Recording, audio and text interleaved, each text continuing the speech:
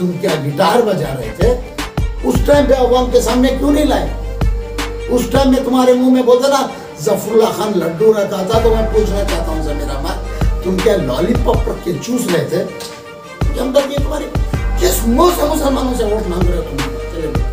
तुम्हारा जो केंद्र में बैठा है ना नायक कांग्रेस का, उसको बोलो कुमारनाथ के ऊपर ऑब्जेक्शन लो, कुमारनाथ के जवाब देगा। मेरा और उनका लेवल नहीं है।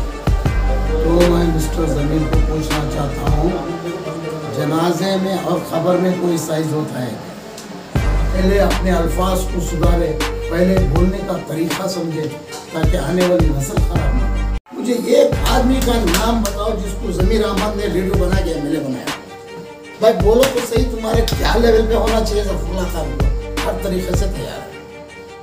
मैंने बोला था कि पर्सनल अटैक मत करो। अगर तुम खान है, मैं 7 पुश्तों के नाम गिनाऊंगा, मेरे आने वाली 3 जनरेशन के नाम सोच के रखा कि मैं वो खान नाक में ना लगे। 40 करोड़ का ऑफर लेना, 50 करोड़ का ऑफर लेना, मैच फिक्सिंग करना एक कांग्रेस की परंपरा है।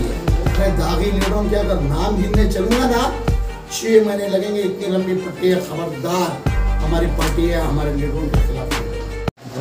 तो ज़मीर अहमद ने जो वीडियो रिलीज़ किए हैं उसके जवाब उन्होंने जो मुझ पर उंगली उठाई, मेरी पार्टी पे जो उंगली उठाई, इसका जवाब देने के लिए मैं आपको आ गया है।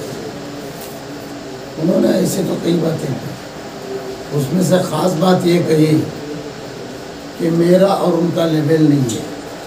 तो मैं मिस्टर ज़मीर को पूछना चाहता हूँ, जनाजे में और ख़बर में कोई साइज होता है क्या? उनका कोई अलग लेवल या मेरा कोई अलग लेवल होता है क्या? पहली बात तो इनके पहले सवाल का जवाब, जनाजे में और ख़बर में साइज़ और लेवल नहीं होता है, इस बात का ख्याल रखें। और दूसरी बात उन्होंने क्या कहा कि मैं पुराना हूँ, फलाना नया है। उनकी फालतू बातों को मैं जवाब देना खबरदार कर रहा हूँ। मैंने 100 टाइम बोला कि जो मैंने बयान दिया है, मेरे वीडियो को गौर से देखो, समझने की कोशिश करो, बेखौफी का सबूत ना दें और हमारी पार्टी पे या किसी को पर्सनल अटैक ना करें। चुनौती काम नहीं देने के बावजूद भी बार बार अटैक किए जा रहे हैं। उन्होंने उनकी ज़बान से कहा कि उनको बीजेपी से 40 करोड़ का ऑफर आया था। ये 40 करोड़ का ऑफर लेना, 50 करोड़ का ऑफर लेना, मैच फिक्सिंग करना एक कांग्रेस की परंपरा ही है, ये जेडीएस की परंपरा नहीं है जो इल्ज़ाम लगाते कि 10 करोड़ लिए गए, ना ये सौदा हुआ। उन्होंने कहा कि 2 कॉन्स्टिट्यूंसी में कैंडिडेट क्यों नहीं डाले? हाँ, हमारी पार्टी में पैसा कम है। पैसा इसलिए कम है, श्रीमान देवेगौड़ा जी प्रधानमंत्री थे इस देश के और कुमार स्वामी जी 2 बार मुख्यमंत्री बने इस राज्य के, 2 बार मुख्यमंत्री बन के और 1 बार श्रीमान देवेगौड़ा जी प्रधानमंत्री बन के भी ये लोग ने देश की सेवा की, लेकिन पैसा बनाने की तरफ ध्यान नहीं दिए। इस वजह से आज हमारे पक्ष में, हमारी पार्टी में पैसा कम है। लेकिन पार्टी को चाहने वाले, पार्टी को मदद करने वाले अनेक लोग हैं, बहुत सारे लोग हैं। अगर हम लोग पैसे से डील करना होता तो पैसा लेके बीजेपी से 2 कॉन्स्टिट्यूंसी में वहाँ 2 और कैंडिडेट डालते हैं और उनकी कांग्रेस को हम लोग हराते थे। लेकिन हमने वो काम नहीं किया क्योंकि ये नीच काम हमारी पार्टी में नहीं होता है। इसके लिए हमने 2 कॉन्स्टिट्यूंसी छोड़ दिए और ये एक कॉन्स्टिट्यूंसी में बेहतर ऑप्शन आया। जब बेहतर कैंडिडेट हमारे आगे आया तो हमने इन कैंडिडेट को उतारा है।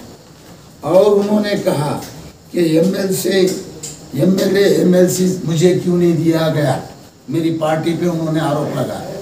मेरा बिजनेस दुबई में था, मेरे बच्चे छोटे थे, मैं एमएलए बन के या एमएलसी बन के पूरी कॉन्स्टिट्यूंसी की पब्लिक को, पूरे राज्य में रहने वालों को धोखा नहीं दे सकता था, मैं उनको फुलफिल नहीं कर सकता था। मुझे फैमिली की रिस्पॉन्सिबिलिटी भी थी, बच्चों की जिम्मेदारी भी थी, कारोबार सर पे था, इसलिए मैंने खुद इनकार किया। मैं कसम खाता हूँ कि देवेगौड़ा जी ने मुझे ऑफ़र किए, इनके बुद्धि में ना ये नादरबंद दागो ना नीरवर के बोल के एमएलसी का ऑफ़र किया उन्होंने। लेकिन मैं बोला सर मैं जिम्मेदारी नहीं उठा सकता, मैं लोगों को धोखा नहीं दे सकता। मैंने इनकार किया था, मुझे ऑफ़र सामने से देवेगौड़ा जी ने दिया था। क्या मेरी पार्टी के अध्यक्ष के ऊपर इल्ज़ाम लगाते हो? जब मालूम नहीं है तो बात नहीं करना चाहिए उनको। और उन्होंने कहा था कि फारूक को हमने तो एमएलसी बनाया, कम से कम जुम्मा 8 दिन हुए थे फारूक सबको आके पार्टी में, साल भर भी नहीं हो गया, MLC बना दिया हमारी पार्टी ने।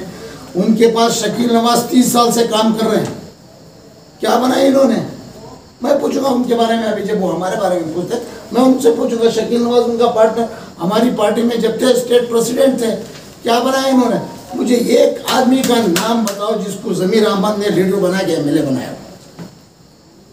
एक आदमी का नाम बताओ। अगर एक कौम के लीडर है तो ऐसा कोई आदमी है जिसको इन्होंने हाथ पकड़ के लेके आके लीडर बना के प्लेटफॉर्म पे खड़ा किया? मेरी पार्टी के अध्यक्ष, मेरी पार्टी की पॉलिसी, इतनी लंबी लाइन है मुसलमानों की जिनको लीडर बना के प्लेटफॉर्म दे के बाहर जाने के लिए रास्ता भी दे दिए, लेकिन उनके खिलाफ कुछ नहीं किया। ये हमारी पार्टी के सिद्धांत है, ये है जनता दल हमारे। और इन्होंने किसको आगे बढ़ने दिया? मैंने बोला था कि पर्सनल अटैक मत करो। अगर तुम खान है, मैं 7 पुश्तों के नाम गिनाऊंगा, मेरे आने वाली 3 जनरेशन के नाम सोच के रखा हो कि मैं वो खान, नाक में ना लगे। बार बार कुमारना को काला पीला क्या लगा? क्या इनका एक स्टैंडर्ड क्या है? एक लीडर, पॉलिटिशियन का लीडर का स्टैंडर्ड क्या होना चाहिए? बच्चे देखते हैं, हजारों बच्चे व्हाट्सएप देखते हैं, वीडियो देखते हैं, पता नहीं फेसबुक देखते हैं। ये लैंग्वेज कैसे इस्तेमाल कर रहे हैं? ये लीडर इस्तेमाल करने वाली लैंग्वेज है। पहले अपने अल्फाज को सुधारे, पहले बोलने का तरीका समझे, ताकि आने वाली नस्ल खराब ना हो। और क्या कहते हैं वो लोग? मंडिया में बहुत सारी मेजॉरिटी है, पूरे मंडिया कॉन्स्टिट्यूंसी के अंदर 22,000 मुसलमान नहीं है। इनको नॉलेज नहीं है, इनके पास एक लिस्ट नहीं है। अंधेर नगरी चौपट राजा जो मुंह में आया वो बोल गया। मुझे मालूम है कि कोसी कॉन्स्टिट्यूंसी में बोलते हैं मंड्या डिस्ट्रिक्ट के 7 कॉन्स्टिट्यूंसी। अरे भाई, मंड्या डिस्ट्रिक्ट के 7 डिस्ट्रिक्ट नहीं होते, मंड्या डिस्ट्रिक्ट के 7 ताल्लुक होते हैं, पहले ये समझ लो। वो बोलते हैं कि हासन के 7 डिस्ट्रिक्ट है, मुझे नहीं मालूम मैप में 7 डिस्ट्रिक्ट कहाँ है हासन के, 7 ताल्लुक का होते हैं। इनको ताल्लुक और डिस्ट्रिक्ट की तमीज़ नहीं है, और मुझे बोलते हैं कि मेरे लेवल का आदमी नहीं है। भाई बोलो तो सही, तुम्हारे क्या लेवल पे होना चाहिए? ज़फ़रुल्लाह खान को हर तरीके से तैयार है। किस में आ रहे हो? को से 1 to 1 लिस्ट भेजो, मैं जवाब देता हूँ कि मैं तुम्हारे लेवल के ऊपर के लेवल में कहूँ। लेकिन मैं मगरूर ये नहीं कर रहा हूँ, क्योंकि मैं ज़मीन पे चलना चाहता हूँ, मैं अवाम के बीच में छोटा बन के रहना चाहता हूँ। तो मुझे छोटा ही रहने दो। बड़े तुम बन रहे हो, ये मगरूरी किसी के साथ नहीं है, इंशाअल्लाह तुम्हारे साथ भी नहीं आएगी। ये मैं जो है हमेशा मैं का अगर खाली होता याद रखो। तुम किसी को गिरा के बात करो, उमरना के बात करना चाहिए तुमको। तुम जब बोलते हो कि ज़फ़रुल्लाह खान तुम्हारे लेवल का नहीं है, तो मैं बोल रहा हूँ कि तुम कुमारना के लायक के नहीं और तुम्हारा के लेवल के नहीं। तुम्हारा जो केंद्र में बैठा है ना नायक कांग्रेस का, उसको बोलो कुमारना के ऊपर ऑब्जेक्शन लो, कुमारना आके जवाब देगा। 2 बार चीफ मिनिस्टर थे, तुम क्या थे? और रही बात कांग्रेस में, तुम तो मेरा मसला 4 पोर्टफोलियो लेके बैठे हैं। तुम 4 मुसलमानों को क्यों नहीं बांटे 4 पोर्टफोलियो? मेरी कौम का काम होता था, मेरी कौम की खिदमत होती थी। 4 पोर्टफोलियो तुम ऐसा हाथ में पकड़ के बैठते, अकेला खाना चाहते, सारे मुसलमानों को मार देना चाहते, 1 मैन आर्मी चला रहे हो कांग्रेस में, तुम अकेले लीडर हो। मैं आज पूछना चाहता हूँ, बढ़ाओ लीडरों को, बढ़ाओ। अगर तुम सच्चे मुसलमान हो तो नई लीडरशिप को क्रिएट करो, आगे बढ़ाओ। तुम्हारे में जब यूथ का इलेक्शन हुआ, वो बंदा जीत गया था, उसको डिस्क्वालीफाइड करके तुमने किसी और को यूथ का लीडर बनाया। कैसे? ये मुसलमान को तुमने, ये मुसलमानों की हमदर्दी है तुम्हारी? किस मुंह से मुसलमानों से वोट मांग रहे हो तुम? और हमको पूछते हो कि हम किस मुंह से वोट पाते? हमारी पार्टी के लीडरों ने खिदमत की है, मुसलमानों को इस कर्नाटका में एक ओहदा दिलाए, एक दर्जा, एक मुकाम दिलाए रिजर्वेशन के हैसियत पे। तो आज हम लोग उस बेस पे वोट मांग रहे हैं मुसलमानों से, लेकिन तुम किस बेस पे मांग रहे हो? इतिहास अगर खोलूंगा, 1947 से बीजेपी से लड़ रही है। अरे बेवकूफ लीडर, 1947 में बीजेपी ठीक है, बोलते हम 1947 से लड़ रहे। कहाँ से लड़ रहे तुम लोग? बीजेपी कब पैदा हुई? और उस दिन से भी तो तुम मैच फिक्सिंग कर चल रहे हो, अंडरस्टैंडिंग पे चल रहे हो। तुम लोगों को डर है कि कहीं बीजेपी सरकार तुम्हारे फाइल ना खोल दे, इसलिए तुम लोग डर रहे हैं। कुमार स्वामी और श्रीमान देवेगौड़ा के ऊपर एक काला दाग अगर किसी के ऊपर है, मैं मुझ पे ताव रखता हूँ, ओपन करो, स्टेट से लेके सेंट्रल तक ओपन करो।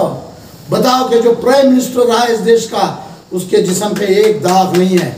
तुम्हारे दागी लीडरों के अगर नाम गिनने चलूंगा ना, 6 महीने लगेंगे। इतनी लंबी पट्टी है। खबरदार, हमारी पार्टी है, हमारे लीडरों के खिलाफ नहीं बोलना। ये चितौनी दे रहा उनको। और उन्होंने कहा था ये एसीपी अजीम साहब क्यों चले गए? ये एसीपी अजीम साहब जब बाई इलेक्शन में खड़े थे तो उनको खड़ा करके टिकट देके उनको पैसा नहीं देके उनका गला काटा गया। ये एसीपी अजीम साहब गन लेके घूम रहे थे, या मार दूंगा या मार लूंगा बोल के इस हद तक आ गए थे एसीपी अजीम साहब, इतने गुस्से में थे।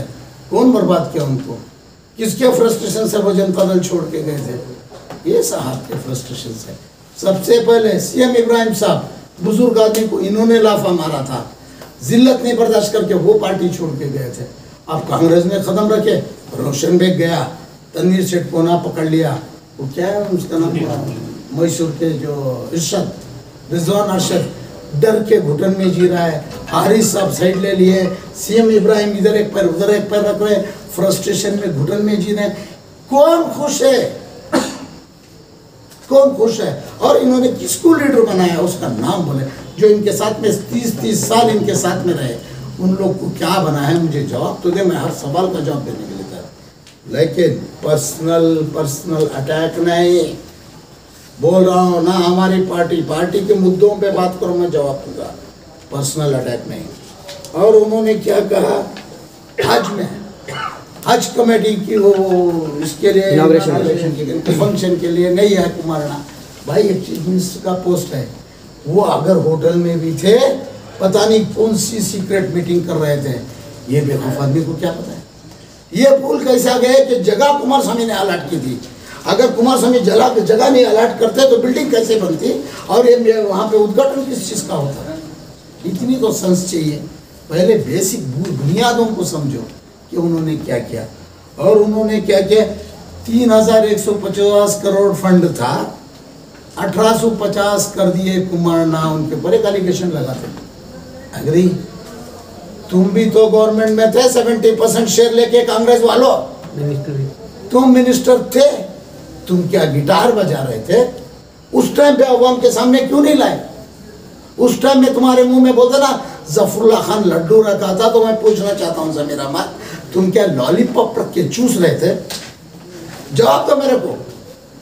पावर में तुम थे, जफरुल्लाह खान नहीं था विधानसभा में, विधानसभा में तुम थे, पावर में तुम थे, मिनिस्टर तुम थे, पूछना था कुमार स्वामी जी को क्यों कम किए बोल के। पूरे किसानों का बजट, पूरे स्टेट का बजट चलाने के लिए इधर का बजट उधर, उधर का बजट उधर होता। ये अगर मुसलमान के हमदर्द थे तो इनको पूछना चाहिए था कि नहीं मुझे मंजूर नहीं है बोल के जिद करके बैठना था, धरती देना था गवर्नमेंट के खिलाफ। इनको गवर्नमेंट का, कांग्रेस का पावर भी एंजॉय करना चाहिए, चार पोर्टफोलियो लेके, और सब दावत हो गई, शादी हो गई, अब्बा के थाली पीट रहे कि कुमारना ने कम किया, जब क्या चॉकलेट था या लॉलीपॉप था मुंह में? 4 पोर्टफोलियो के लॉलीपॉप थे तुम्हारे मुंह में, ये पूछना पड़ता है। और उन्होंने कहा मेरे बारे में कि वो कौन है, अरे कौन है मिस्टर जमीर, तुम अच्छी तरह पहचानते हो, और मैं भी तुमको अच्छी तरह पहचानता हूँ, मुझे ज़्यादा मत छो। अगर दोनों पत्थर टकराएंगे तो आग लगेगी। यहाँ बैठ के कुमार स्वामी के बारे में ये आज मैं खुल के बोल देना चाहता हूँ, ये बेखौफ इंसान जो कर रहा है, कोई खरिये में मुसलमान के 4 घर हैं, जब ये कुमार स्वामी के खिलाफ बोलते हैं तो उस छोटे से गांव में मुसलमानों के साथ क्या होता है? कभी सोच है इनको? कभी अकल है इनको?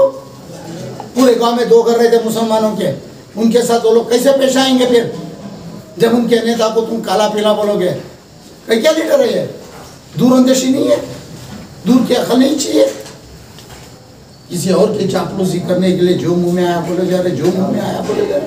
बोलो कंट्रोल योरसेल्फ, ये अच्छा नहीं है, अपने लेवल से नीचे नहीं गिरो, दोबारा कभी नजर मिलाना पड़े, इतनी भी दूरियां मत पैदा करो कि एक दूसरे से नजर ना मिला पाए, लिमिट्स रखो सब।